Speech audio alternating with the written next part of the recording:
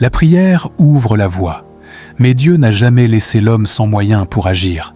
Dans les Écritures, chaque fois que l'homme priait pour être purifié, Dieu ne répondait pas seulement par une parole, il indiquait aussi un geste, un élément, un support concret.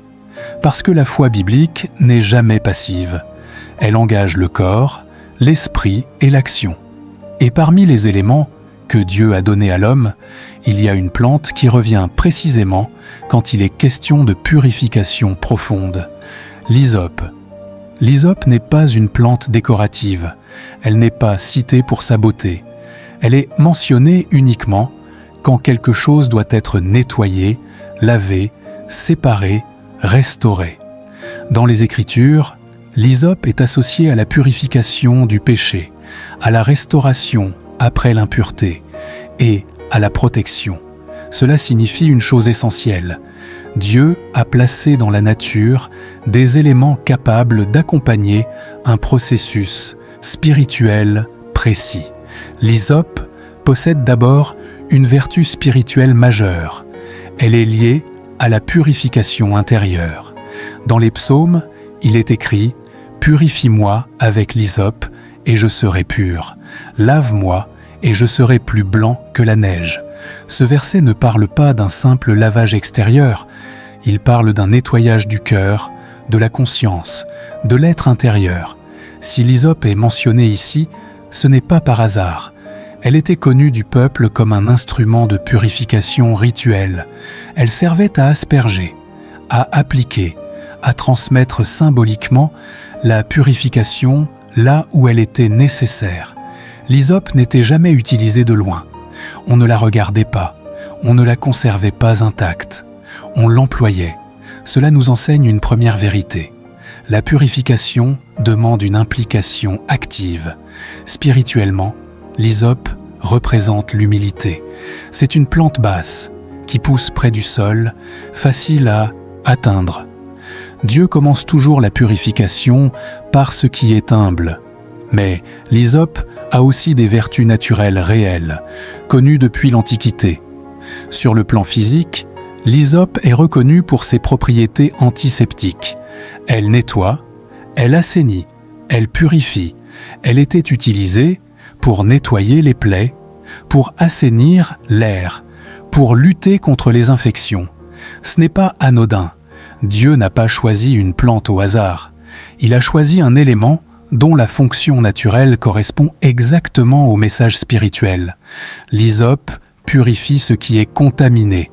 Elle aide à éliminer ce qui corrompt.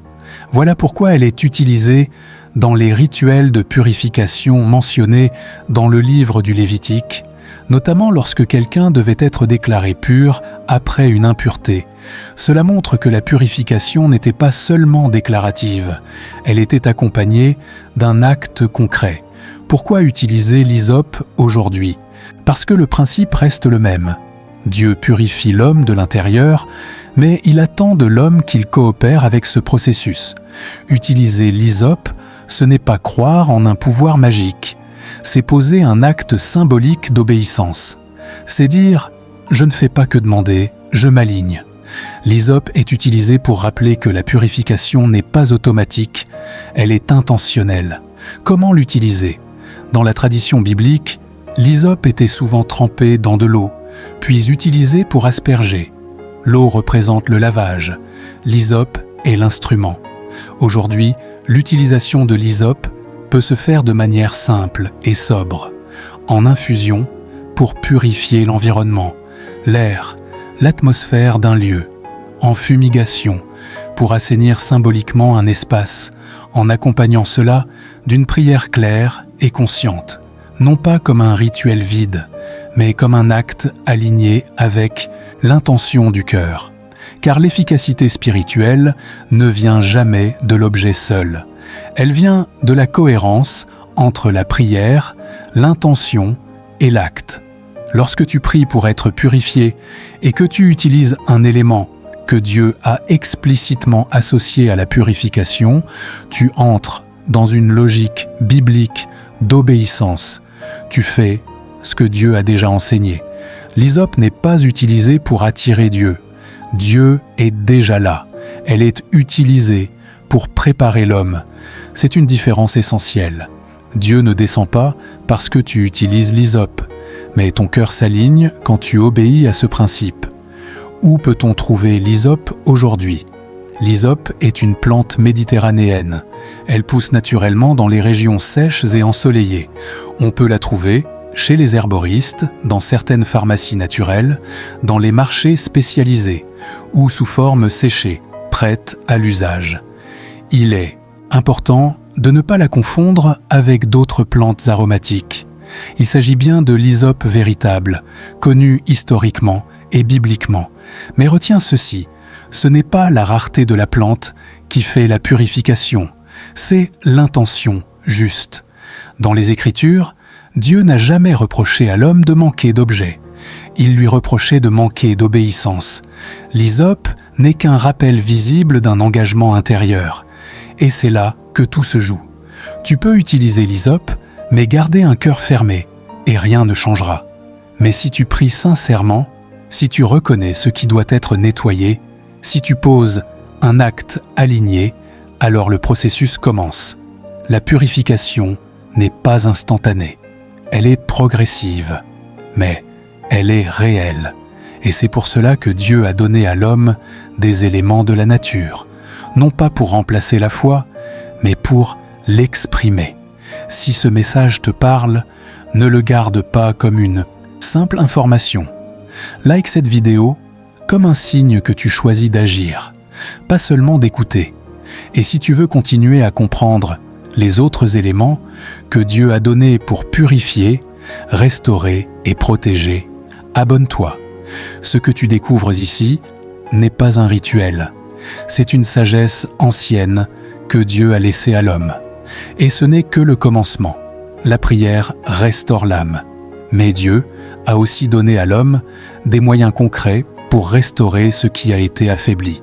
Dans la Bible, quand l'homme priait après la maladie, après la chute, après la perte, Dieu ne répondait pas seulement par une parole. Il indiquait un processus, un ordre, un support visible, parce que Dieu ne restaure jamais dans le désordre. Il restaure avec précision, et lorsqu'il s'agit de restaurer ce qui a été touché, affaibli, fragilisé, Dieu utilise un symbole fort, solide, incorruptible. Le cèdre. Le cèdre n'est pas associé à la purification rapide, mais à la restauration durable. Il ne nettoie pas seulement, il reconstruit, il redonne de la stabilité. Dans les Écritures, le cèdre apparaît chaque fois que Dieu veut montrer la force retrouvée, la solidité, l'élévation après l'épreuve. Dans le livre du Lévitique, lorsque quelqu'un était déclaré pur après une impureté grave, le cèdre faisait partie du processus. Cela nous enseigne une chose essentielle. Après la purification, Dieu restaure la structure. Car un cœur nettoyé, mais non consolidé, retombe facilement. Le cèdre représente cette consolidation.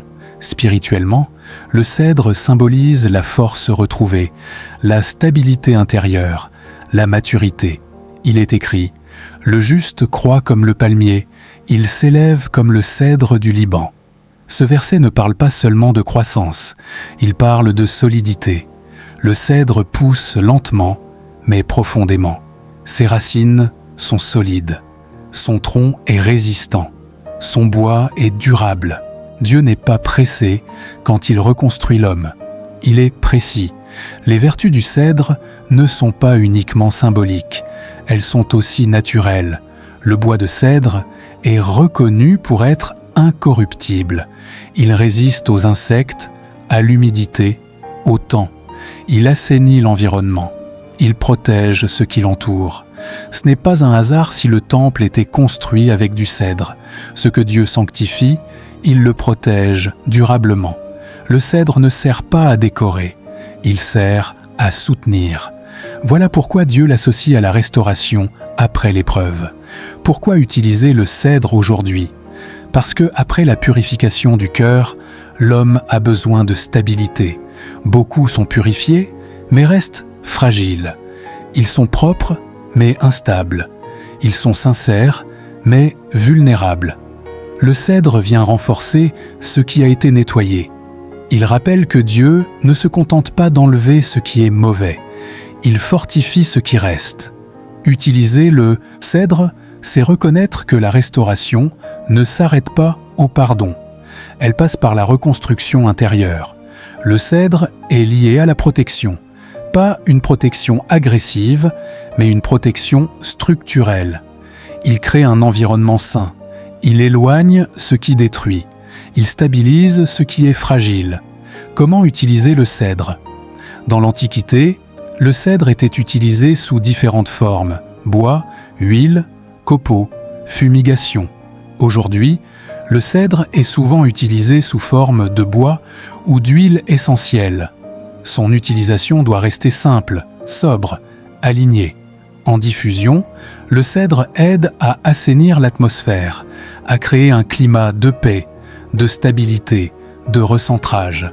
En fumigation, il est utilisé pour marquer symboliquement la fin d'une période de fragilité et le début d'une phase de solidité. Mais, encore une fois, le cèdre n'est pas une solution magique. Il accompagne une décision intérieure. Utiliser le cèdre sans changer d'attitude ne produit rien. Mais l'utiliser après avoir prié, après avoir été purifié, après avoir reconnu ses faiblesses, renforce le processus. Le cèdre soutient ce que Dieu a restauré. Il rappelle que la restauration demande du temps, de la patience, de la constance. Dieu ne reconstruit pas l'homme sur des bases fragiles. C'est pour cela que le cèdre est associé au lieu saint, parce que ce qui est consacré doit être stable. Où trouver le cèdre aujourd'hui? Le cèdre est présent dans les régions méditerranéennes et montagneuses. On peut le trouver sous forme de bois naturel, sous forme de copeaux, sous forme d'huile essentielle, chez les herboristes et boutiques naturelles. Il est important d'utiliser du vrai cèdre, non transformé, sans mélange inutile. Mais rappelle-toi, ce n'est pas l'intensité de l'odeur qui restaure, c'est la cohérence du processus. Dans la Bible, Dieu n'a jamais restauré quelqu'un sans l'amener à la stabilité. Le cèdre est le symbole de cette stabilité retrouvée. Après la purification, Dieu ne veut pas que tu avances fragile, il veut que tu avances enraciné. Si tu as prié pour être relevé, si tu as demandé à Dieu de te restaurer, alors accepte aussi les moyens qu'il a mis à disposition. Le cèdre n'est pas un raccourci, c'est un renforcement. Il t'apprend à tenir, à durer, à rester ferme, même quand les vents reviennent. Si ce message te parle, pose un acte simple. Like cette vidéo, comme un signe que tu choisis la restauration durable, pas le changement superficiel. Et si tu veux continuer ce chemin, abonne-toi. Dans la prochaine partie, nous parlerons d'un élément différent, lié non pas à la solidité, mais à la transformation profonde. Ce que Dieu restaure, il le prépare toujours à porter plus de poids. Et ce processus continue. La prière apaise, mais Dieu a aussi prévu des moyens pour accompagner les saisons difficiles. Dans les Écritures, il existe des moments où l'homme ne prie pas seulement pour être purifié ou restauré, mais pour traverser une épreuve, traverser une perte, traverser une transformation profonde. Et dans ces moments-là, Dieu n'a jamais promis une absence de douleur. Il a promis une transformation. Pour accompagner ces saisons, Dieu a donné à l'homme un élément particulier, à la fois amer et précieux. La myrrhe. La myrrhe n'est pas associée au confort. Elle est associée au passage. Dans la Bible, la myrrhe apparaît quand quelque chose doit mourir pour que quelque chose de nouveau puisse naître. Elle est présente à la naissance du Christ. Elle est présente à sa mort. Ce n'est pas un hasard. La myrrhe représente les saisons où Dieu ne supprime pas la douleur, mais lui donne un sens. Spirituellement, la myrrhe est liée à la transformation intérieure, au détachement, à la fin d'un cycle. Elle ne nettoie pas seulement, elle prépare à un changement profond. Dans le Cantique des Cantiques, il est fait mention de la myrrhe comme d'un parfum précieux, utilisé pour l'onction, mais ce parfum est amer à l'état brut. Cela nous enseigne une vérité essentielle. Tout ce qui transforme profondément n'est pas agréable au départ.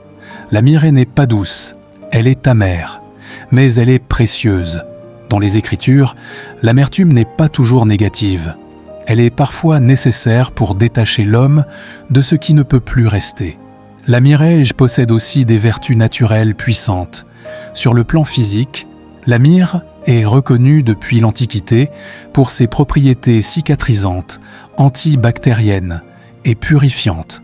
Elle aide à fermer les plaies. Elle empêche la corruption. Elle protège ce qui a été blessé. Ce n'est pas un détail. Dieu n'a pas choisi la myrrhe au hasard. Il a choisi une substance qui soigne précisément ce qui a été ouvert, exposé, fragilisé. Pourquoi utiliser la myrrhe aujourd'hui? Parce qu'il existe des saisons où la purification ne suffit pas et où la restauration doit passer par une transformation. Il y a des situations où l'homme ne peut pas revenir en arrière. Il doit avancer autrement. La myrrhe accompagne ces passages. Elle est utilisée lorsqu'un cycle se termine, lorsqu'une ancienne version de soi doit être laissée derrière. Utiliser la myrrhe, ce n'est pas demander à Dieu d'effacer la douleur. C'est lui demander de transformer ce que la douleur produit. Dans les Écritures, il est écrit « Ils m'ont donné du fiel pour nourriture, et pour étancher ma soif, ils m'ont abreuvé de vinaigre. » Ce verset évoque l'amertume liée à la souffrance. Mais il montre aussi que cette amertume fait partie du chemin. La myrrhe aide à accepter ce que l'on ne peut pas changer, tout en préparant ce qui doit émerger. Comment utiliser la myrrhe? Traditionnellement, la myrrhe est utilisée sous forme de résine, d'huile ou d'encens. Elle est souvent brûlée lentement, non pas pour produire une forte odeur, mais pour créer un temps de recueillement, de recentrage, de compréhension intérieure. La myrrhe n'est pas utilisée dans l'agitation. Elle demande du calme. Elle accompagne la prière silencieuse, la réflexion, le discernement. Utiliser la myrrhe, c'est accepter de s'arrêter pour comprendre ce que Dieu est en train de transformer. Elle peut être utilisée lors de moments précis, après une perte, après une rupture, après une période de combat intense, non pas comme un rituel automatique, mais comme un acte conscient, car la myrrhe n'agit pas si l'homme refuse de changer. Elle accompagne la transition, mais ne la force pas. C'est une différence essentielle. Où peut-on trouver la myrrhe aujourd'hui? La myrrhe est une résine issue d'arbres poussant dans des régions arides, notamment en Afrique de l'Est et au Moyen-Orient. On peut la trouver sous forme de résine naturelle, sous forme d'huile essentielle chez les herboristes spécialisés dans certaines boutiques naturelles. Il est important de choisir une myrrhe pure, sans mélange artificiel. Mais encore une fois, ce n'est pas la qualité du produit qui fait la transformation, c'est l'intention du cœur. Dans la Bible, Dieu n'a jamais utilisé la myrrhe pour éviter la mort d'un cycle. Il l'a utilisée pour l'honorer et préparer la suite. La myrrhe enseigne que certaines saisons ne doivent pas être combattues, mais traversées. Elle nous apprend que ce qui fait mal n'est pas toujours un ennemi. Parfois, c'est un passage.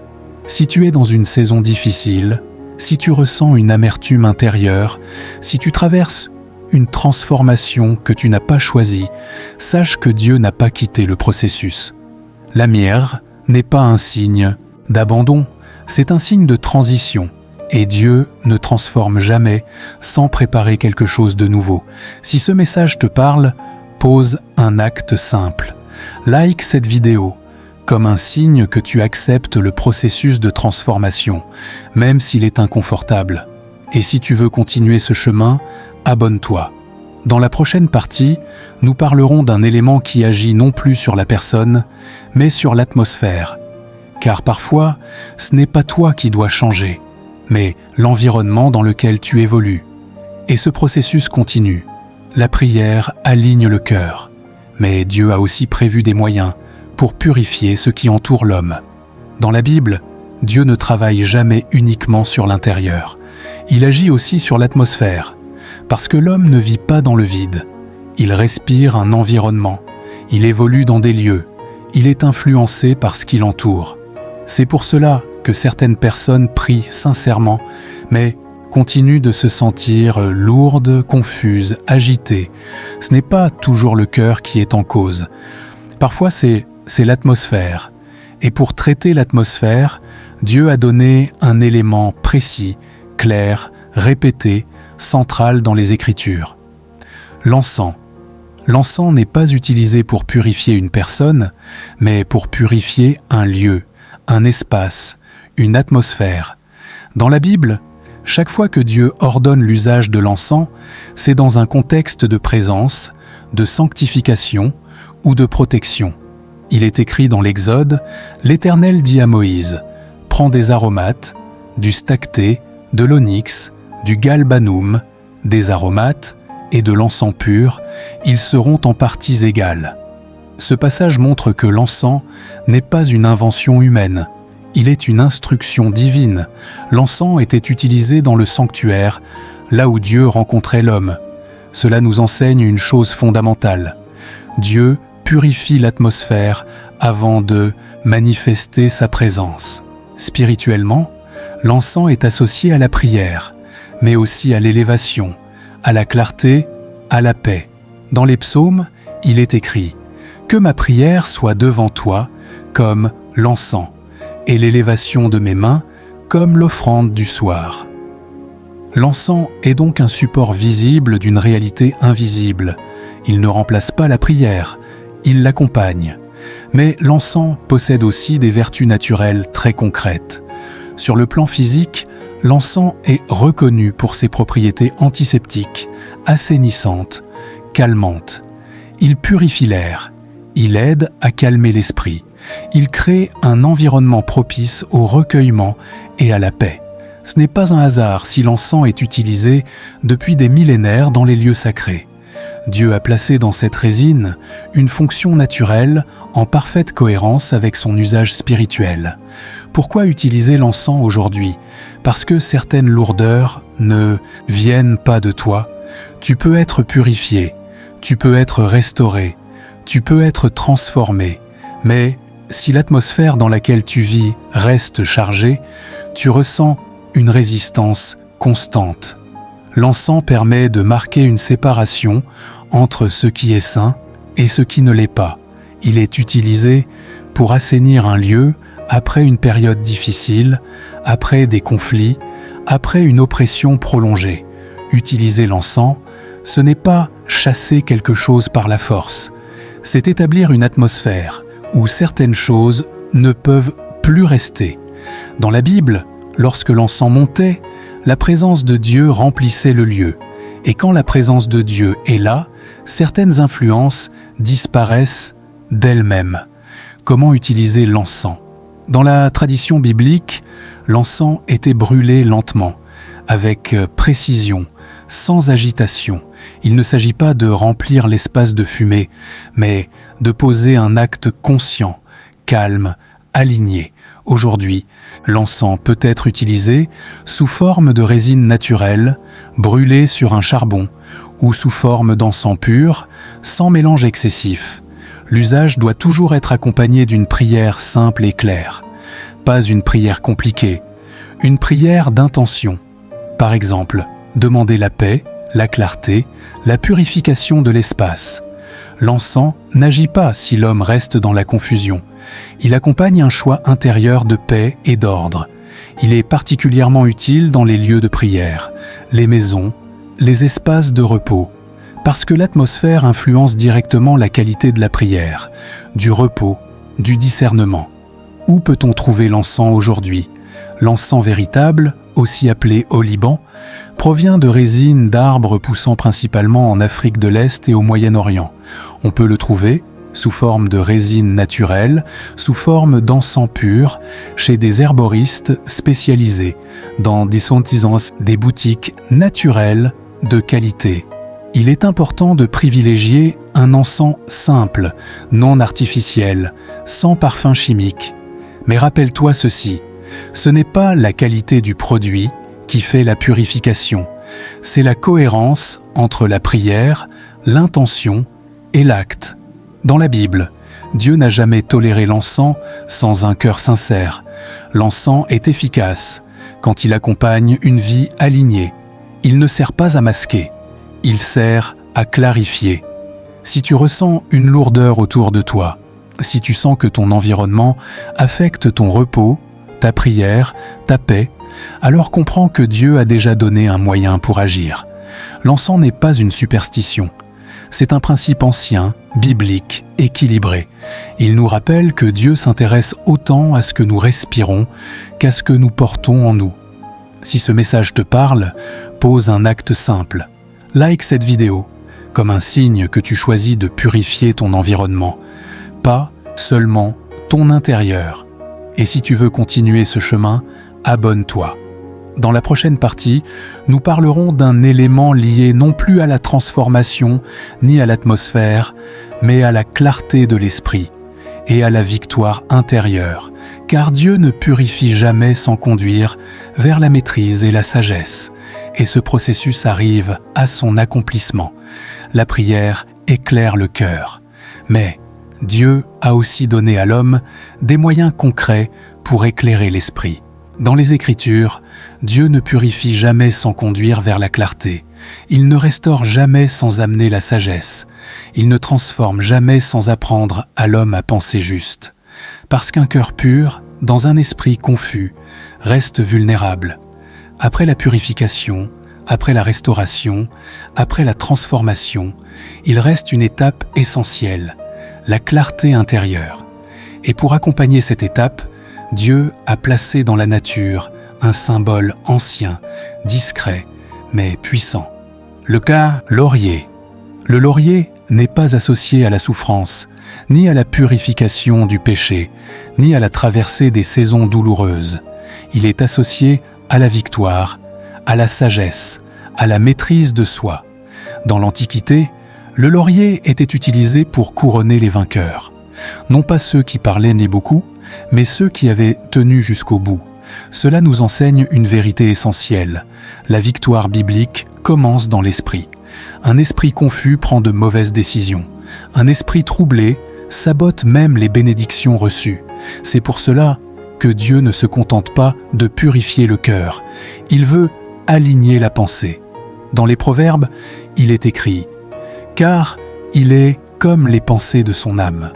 Ce verset révèle que ce que l'homme pense façonne ce qu'il devient. Le laurier symbolise cette maîtrise intérieure. Il n'agit pas sur les émotions, il agit sur la clarté. Les vertus du laurier ne sont pas seulement symboliques, elles sont aussi naturelles. Sur le plan physique, le laurier est reconnu pour ses propriétés assainissantes, stimulantes, clarifiantes.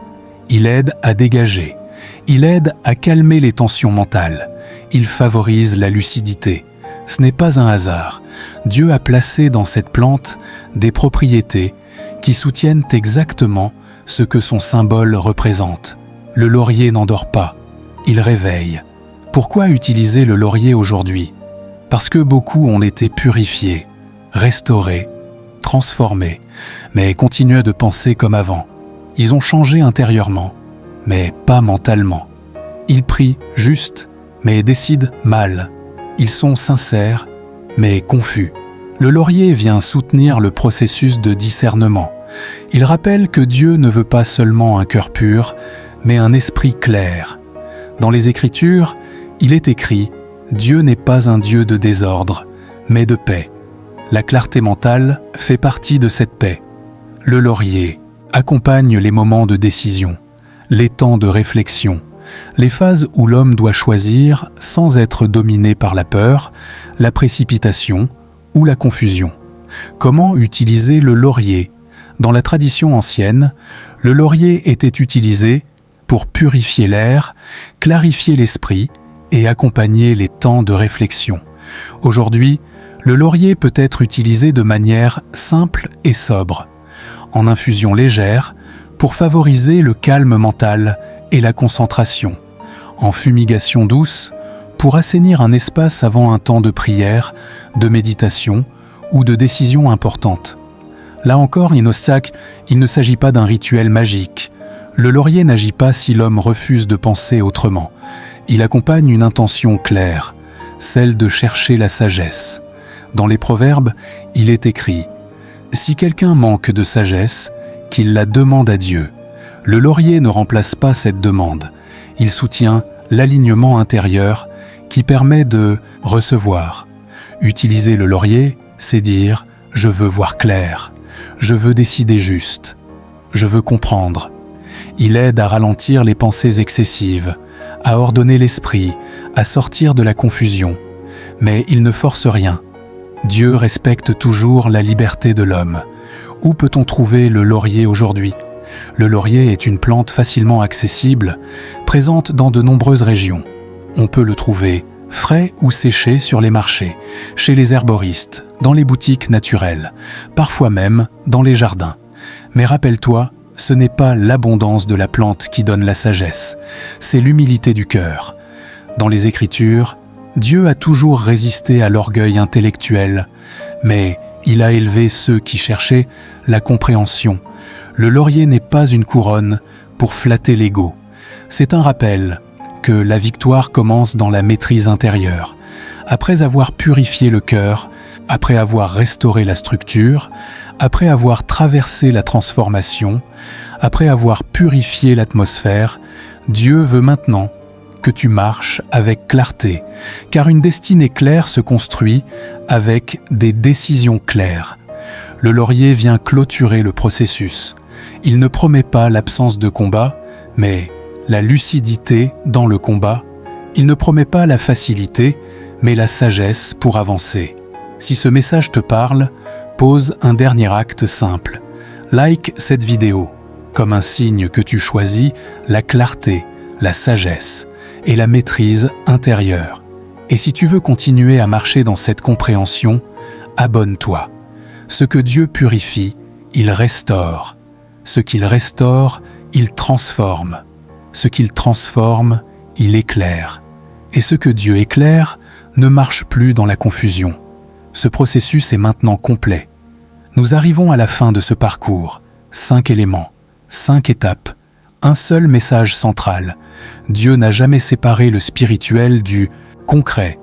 Depuis le commencement, il a parlé à l'homme, mais il lui a aussi donné des moyens pour agir. La prière n'a jamais été supprimée. Elle a toujours été la porte d'entrée.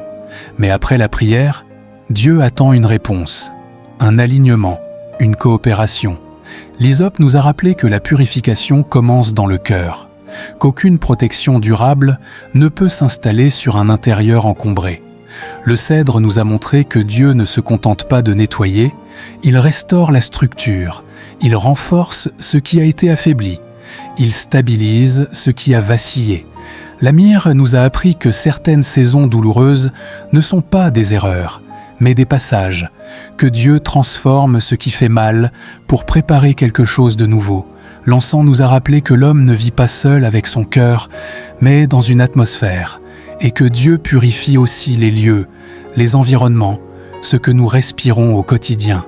Et enfin, le laurier nous a conduits vers la clarté de l'esprit, la sagesse, la maîtrise intérieure, parce qu'un cœur pur et restauré a besoin d'un esprit lucide pour marcher droit. Ces éléments ne sont pas des talismans, ils ne remplacent pas Dieu, ils ne remplacent pas la foi, ils sont des rappels visibles d'une sagesse ancienne. Dieu agit, mais il appelle l'homme à agir avec lui. La nature n'est pas divine, mais elle porte la signature de Dieu. Et quand l'homme prie sans jamais poser d'acte, il se prive souvent de ce que Dieu a déjà mis à sa portée. La vraie purification n'est pas un rituel vide, c'est un alignement entre la prière, l'intention et l'action.